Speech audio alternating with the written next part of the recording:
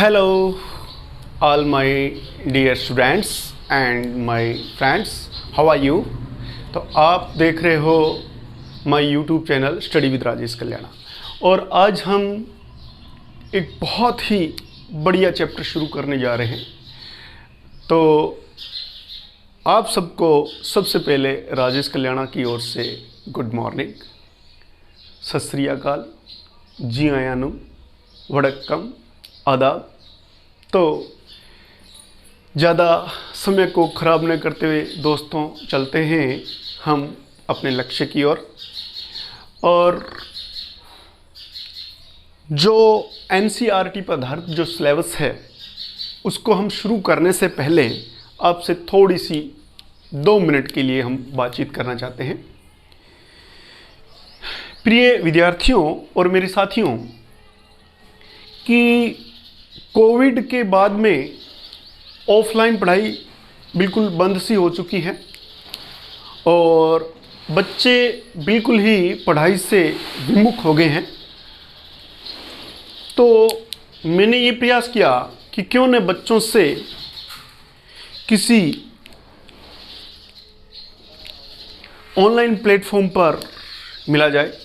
तो मेरे को ये YouTube का जो है प्लेटफॉर्म सबसे अच्छा लगा, तो जिससे कि मैं मेरे जो चाहने वाले हैं, मेरे जो विद्यार्थी है जो मेरे से कहीं ना कहीं पढ़े हुए हैं, चाहे वो इंस्टीट्यूट में पढ़े हैं, चाहे वो स्कूल में पढ़े हैं या कोई एकेडमी में पढ़े हैं, तो मैं उनसे मिल सकूं।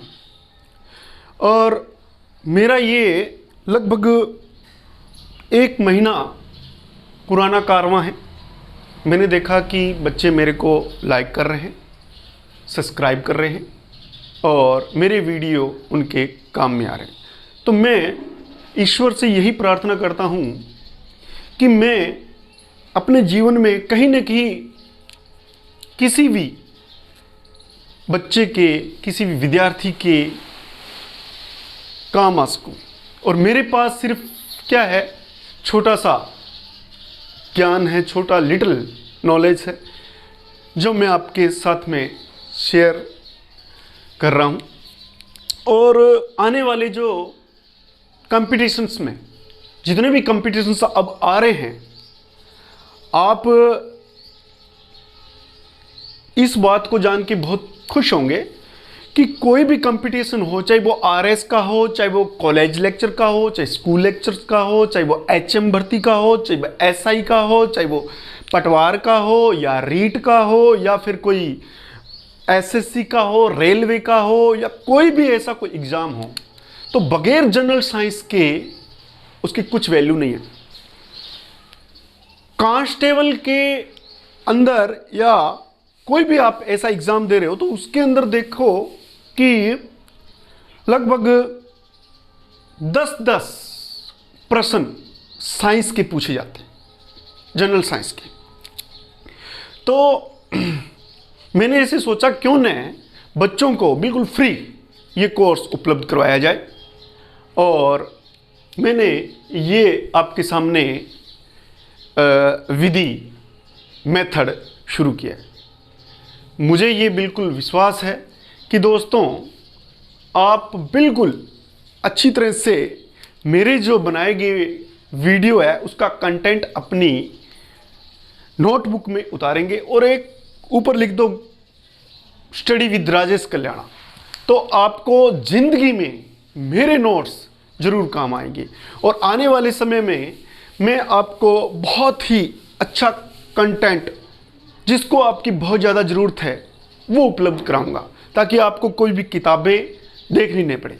और मेरा YouTube चैनल पर इस प्रकार का मटेरियल रहे कि किसी भी YouTube चैनल पर इस प्रकार का मटेरियल आपको उपलब्ध न होकर मेरे वाले पे आपको अच्छी तरह से सारा का सारा मटेरियल उपलब्ध हो जाए। तो दोस्तों इसके लिए मुझे आपका साथ चाहिए। तो मैं राजेश कल्याणा आपसे वादा करता हूँ कि अगर आपका साथ रहा तो मैं कसर नहीं छोड़ूंगा किसी भी तरीके से कि आपको अपना बेस्ट मैं दे सकूँ। तो हम एक छोटे से शेयर के साथ में शुरू करते हैं कि कौन कहता है कि आसमान में सुराख नहीं होता? कौन कहता है कि आसमान में सुराग नहीं होता? एक पत्थर तो तबीयत से उछालो यारों। कौन कहता है कि आसमान में सुराग नहीं होता? एक पत्थर तो तबीयत से उछालो यारों। रुक जाना नहीं तू कहीं हार के, रुक जाना नहीं तू कहीं हार के, कांटों पर चलकर मिलते हैं साए बहार के। तो दोस्तों करते हैं शुरू आज का टॉपिक, जिसका नाम है परमाणु की संरचना और तत्वों का वर्गीकरण। ये एनसीईआरटी का न्यू सिलेबस है जो सत्र 2021-22 में आएगा और कक्षा 9th और 10th का है। वैसे तो ये सारे के सारी क्लासों के लिए बहुत ही बढ़िया चैप्टर है। तो शुरुआत करते हैं हम इसका पार्ट 1, परमाणु की संरचना और तत्वों का आवर्तीकरण। तो देखिए हम इसके अंदर कुछ बातें जो है वो करेंगे। वो है सबसे पहले तो देखिए कि इसके अंदर कौन कौन से आपके हम पढ़ेंगे, क्या क्या पढ़ेंगे। जैसे मान लो द्रव्य है, द्रव्य के बारे में, जिसको आप क्या कहते हो प्यारे बच्चों? पदार्थ कहते हो। पदार्थ इंग्लिश में आप कह सकते हो इसको मैटर। ठीक है। अब देखिए कि उसके बाद में हम इस चैप्टर में द्रव्य के बारे में जानने से पहले इस द्रव्य जो है वो किन किन चीजों से मिलकर बना हुआ है और इसके अंदर कौन कौन से दार्शनिकों ने, दार्शनिक कौन कौन से थे, उन्होंने क्या क्या अपने थॉट्स दिए, अपने विचार दिए, और कौन कौन से वैज्ञानिकों ने, जो वैज्ञानिक है, उन्होंने क्या कुछ इसके बारे में कहा। तो हम शुरुआत करते हैं कि वैज्ञानिक कौन कौन से थे और दार्शनिक कौन कौन से थे। तो अगर दार्शनिकों की बात करें तो इसके अंदर द्रव्य के बारे में हमें पता है। जो द्रव्य है आपके सामने, ये जो द्रव्य है, ये द्रव्य, इसको पदार्थ कहते हैं, सबस्टांस कहते हैं, मैटर्स कहते हैं। और ये द्रव्य आपको पता है कि 3 अवस्थाओं में रहता है। जैसे उसको हम सॉलिड अवस्था में भी रहता है, जिसको अपने ठोस कहते हैं, ठोस अवस्था में रहता है। उसके बाद में ये द्रव अवस्था में रहता है, द्रव को अपने लिक्विड कहेंगे, लिक्विड अवस्था में रहता है, जिसको आप द्रव कहेंगे। द्रव और द्रव्य में फर्क है। द्रव्य, द्रव, द्रव जो है द्रव्य की एक अवस्था है, इस पर कंफ्यूज मत होना। नेक्स्ट देखो, इसको हम कहेंगे गैस, गैस। ठीक है। तो द्रव्य को अपने 2 भागों में बांट सकते हैं, एक तो शुद्ध पदार्थ में, शुद्ध द्रव्य या शुद्ध पदार्थ, और एक अशुद्ध में। ध्यान रखना, अशुद्ध में। हम बिल्कुल सीक्वेंस से चलेंगे, हम बिल्कुल बात को सीक्वेंस क्रम से, बिल्कुल एक एक चीज आपका जो बेस है इस आने वाले चैप्टर्स में हम क्लियर करना चाहता हूं। हो सके तो क्या पता इतने एपिसोड बने कि लास्ट के अंदर आप कहोगे कि वास्तव में आपने जो हमें पढ़ाया है वो हमें समझ में आया। मेरा ये विश्वास है मित्रों कि आपको मेरा पढ़ाया हुआ बिल्कुल एक एक चीज समझ में आएगी। अगर बाय द वे आपको समझ में नहीं आए तो आप कमेंट बॉक्स में मेरे को, बॉक्स के अंदर कमेंट बॉक्स में लिख कर अपनी कोई भी समस्या है वो बताएं। नेक्स्ट चलते हैं, अशुद्ध पदार्थ।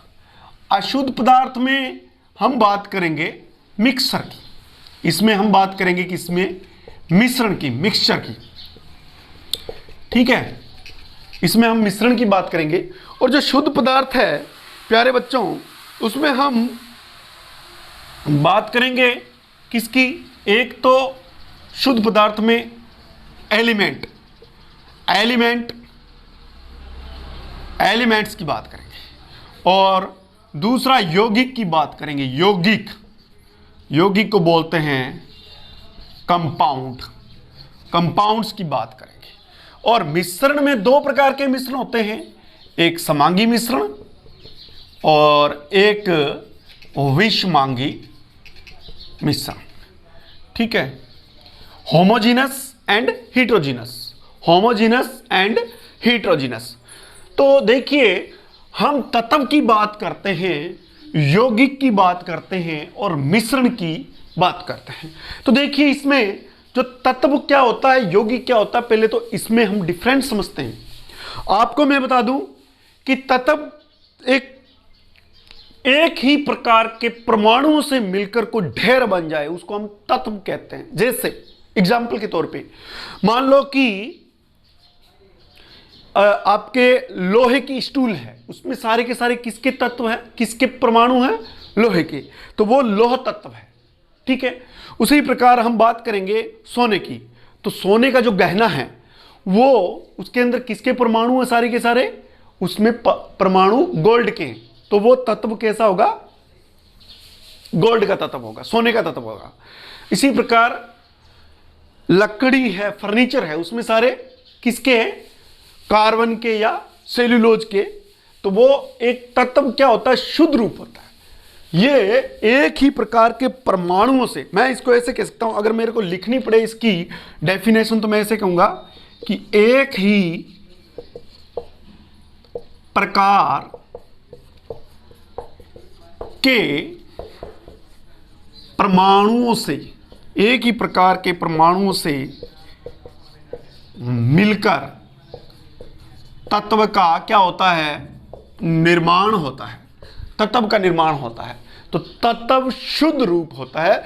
जैसे गेहूं का ढेर है, उसमें सिर्फ गेहूं के ही दाने हैं, चावलों का ढेर है, उसमें सिर्फ चावल के ही दाने हैं। तो इस प्रकार से हम कह सकते हैं कि वो तत्व है। अब बात करते हैं द्रव्य की।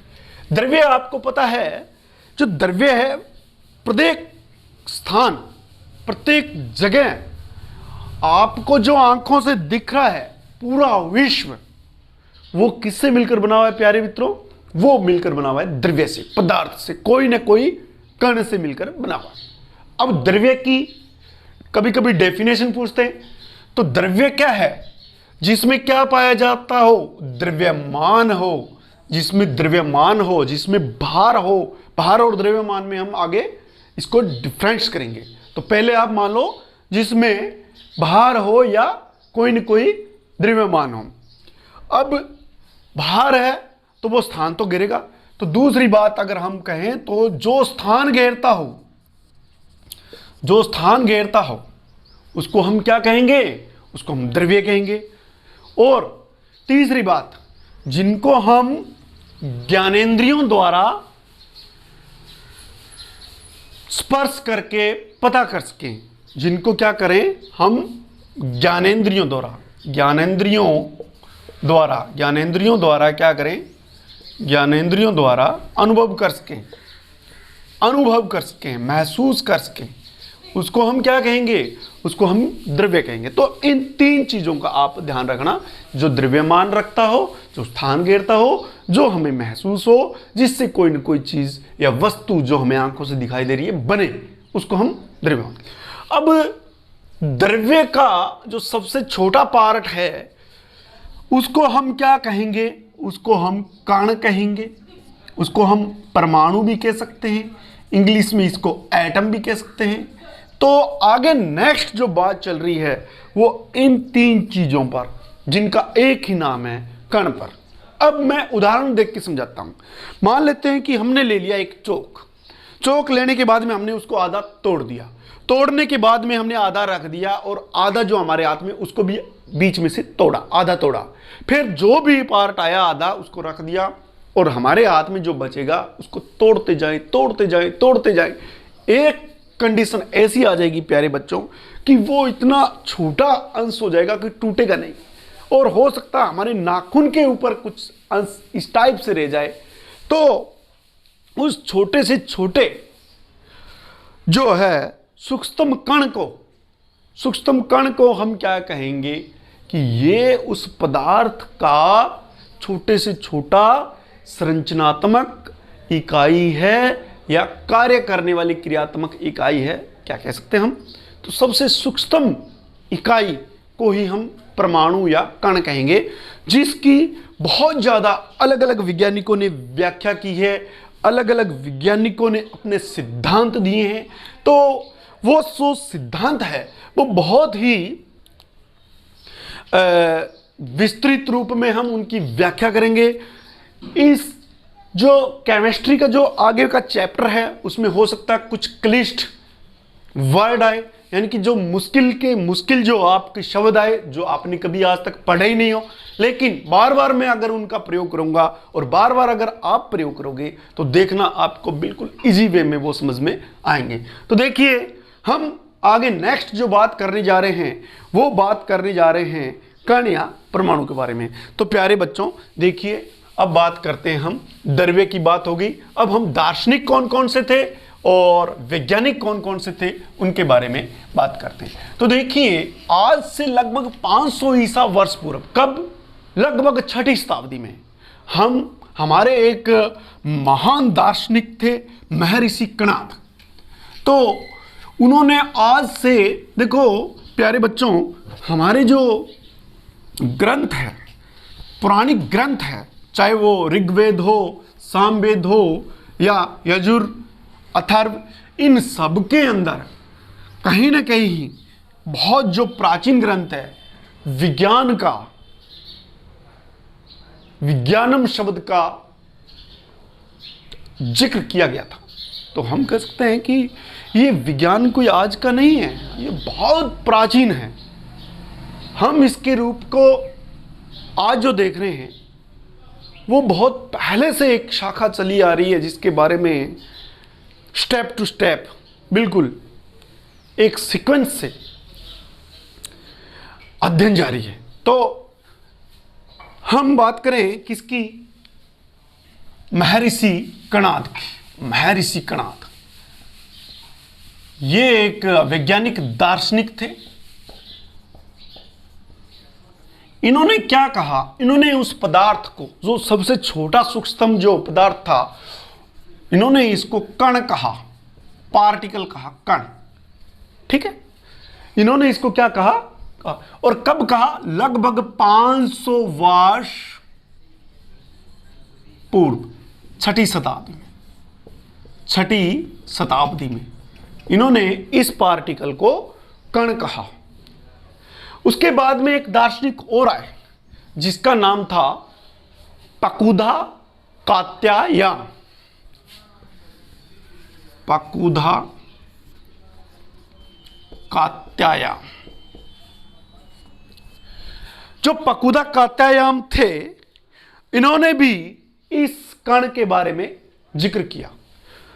महर्षि कणाद ने कहा कि पदार्थ को बनाने के लिए, जो भी बॉडी आपको दिख रही है उसको बनाने के लिए कुछ न कुछ सबसे छोटा छोटा सूक्ष्म जो है पदार्थ का जो अंश है वो कण कहलाता है।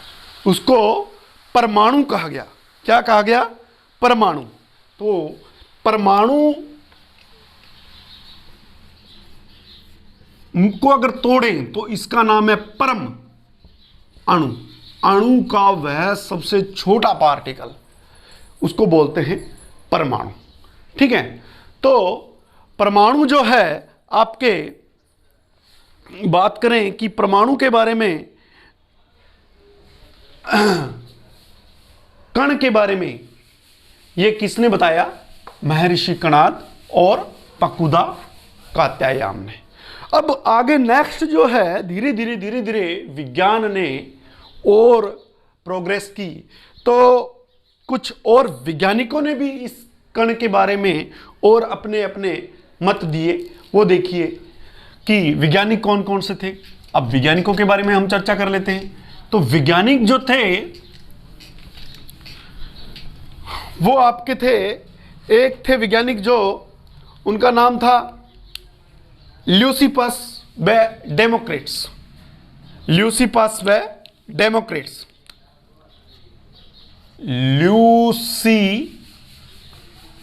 ल्यूसिपस व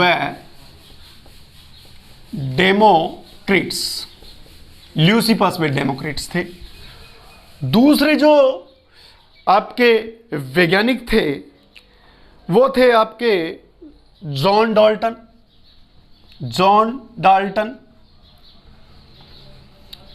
तीसरे एक नाम आता है वर्जिलियस थे। चौथे एक नाम आता है रदरफोर्ड, पूरा नाम इनका अर्नेस्ट रदरफोर्ड।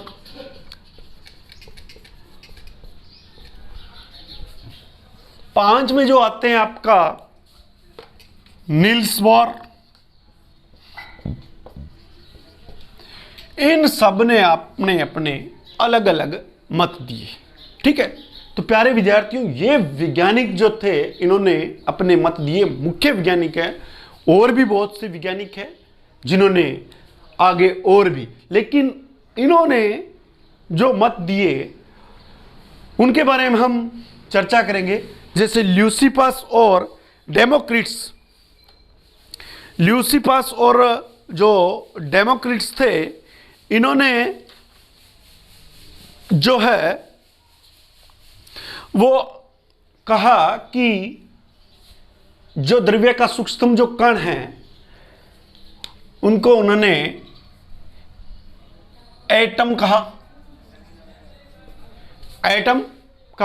एटम का मतलब क्या होता है? एटम का मतलब होता है परमाणु। तो एटम कहा, यानी कि एटम को अगर देखें, एटम तो ये ग्रीक भाषा का एक शब्द है। इसका ए का मतलब होता है नहीं, और टम का मतलब जिसको काटा जा सके, जिसको विभाजित न किया जाए, अविभाज्य, जिसको विभाजित नहीं किया सकते। तो ये ल्यूसिपस में डेमोक्रिट्स ने इसको एटम कहा। सबसे पहले जो है एटम्स जो है वो किसने कहा? ल्यूसिपस और डेमोक्रिट्स ने। जॉन डाल्टन, इसने भी इसको एटम भी कहा दिया। ये जो वैज्ञानिक थे, ये इतने जो वैज्ञानिक थे, ये 18वीं शताब्दी तक इन्होंने कार्य किया, 18वीं शताब्दी। लेकिन 19वीं शताब्दी में आगे के ये 19वीं शताब्दी में जॉन डाल्टन ये आ गए। 18वीं शताब्दी तक तो यही था, लेकिन 19वीं शताब्दी में लगभग ये जॉन डाल्टन, इन्होंने भी क्या कहा कि परमाणु अविभाज्य है, जिसको विभाजित नहीं किया जाता। लेकिन धीरे धीरे आगे इनका जैसे जैसे खोज हुई तो परमाणु के भीतर भी कुछ अब परमाणु कण पाए जाते हैं, जिसको हम मौलिक कण कहते हैं, वो पाए जाते हैं। तो एक सीक्वेंस से इनको लिया गया। तो हम बात करेंगे जॉन डाल्टन की। तो जॉन डाल्टन ने अपने बहुत ही बढ़िया विचार दिए थे, और वो विचार परमाणु को उदासीन करने में तो सिद्ध हो गए बिल्कुल, कि परमाणु क्या है? उदासीन प्रकृति का। ये उसका एक प्लस पॉइंट माने कि जॉन डाल्टन ने ये बातें की, और जॉन डाल्टन ने बहुत अच्छी बातें भी बताई। तो ये जो बातें हैं, जो अर्नेस्ट रदरफोर्ड की और इनकी, ये लगभग 19वीं सदी के बाद में 20वीं सदी तक चली। ठीक है, तो ये आपको इसके बारे में बताया। अब हम बात करेंगे कि जॉन डाल्टन ने इसके बारे में क्या कुछ बातें कही। तो हमारा जो पार्ट होगा वो पार्ट नंबर 2 में हम जॉन डाल्टन के बारे में बात करेंगे, रदरफोर्ड के बारे में बात करेंगे। तो तब तक के लिए मित्रों, आप यूं ही बने रहें मेरे साथ में अंत तक। और आपको अगर मेरा वीडियो पसंद आए, अगर आपके काम में आ जाए, तो प्लीज़ सब्सक्राइब करें चैनल को और बेल आइकन को दबा दें, ताकि आपको मेरे आने वाले जो वीडियो है उसका नोटिफिकेशन मिलता रहे। और अपने जितने भी विद्यार्थी हैं जो तैयारी कर रहे हैं कंपटीशन की, उनको आप शेयर कीजिए। और अगर आपकी कोई प्रॉब्लम हो तो कमेंट बॉक्स में लिखिए। मेरे को क्या है, इससे मोटिवेशन मिलेगा, मुझे अच्छा लगेगा कि मेरे जो चाहने वाले हैं, मेरे जो प्यारे विद्यार्थी हैं, मेरे जो मित्र हैं, वो मेरे को प्यार करते हैं, मेरे को चाहते हैं, और आपके लिए मैं बहुत ज़्यादा मेहनत करके आपके सामने पेश करूंगा ताकि आपको इधर उधर भागने की ज़रूरत नहीं पड़े। तो मित्रों, मिलते हैं अपने नेक्स्ट वीडियो में। तब तक के लिए राजेश कल्याणा आपसे इजाज़त लेना चाहता है। तो जय हिंद, जय भारत दोस्तों, नमस्कार।